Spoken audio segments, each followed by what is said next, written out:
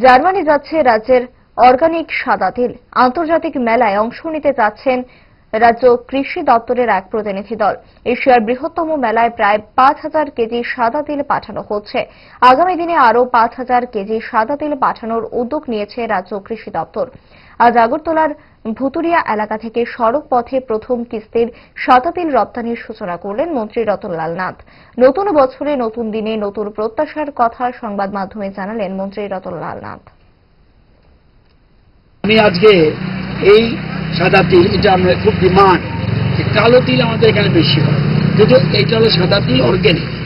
এবং আমরা এই যারা কৃষক, এফপিসিতে যুক্ত সংশ্লিষ্ট দপ্তর বা আমাদের সার্ভিস প্রোভাইডার সবাইকে আমি শুভ দিনে, প্রথম দিনে বছরে তাদের শুভেচ্ছা জানাচ্ছি। এবং আগামী দিনে আমরা জানি যে আমাদের রাজ্যে আজকে এখানে বলেছি আমাদের ফাউন্ডেশন ডে ছিল আমাদের বিদ্যুৎ নিগমের। ত্রিপুরাতে আমরা যে বিকশিত ত্রিপুরা করতে চাই, এক ত্রিপুরা শ্রেষ্ঠ ত্রিপুরা করতে গেলে 4টা জিনিস ইম্পর্টেন্ট এবং 4টা জিনিসকে আমরা প্রায়োরিটি দিয়ে আমরা কাজ করছি। Number 1 agri allied, second tourism, third energy, fourth forest. এই 4টাকে সামনে রেখে আমরা এগোচ্ছি।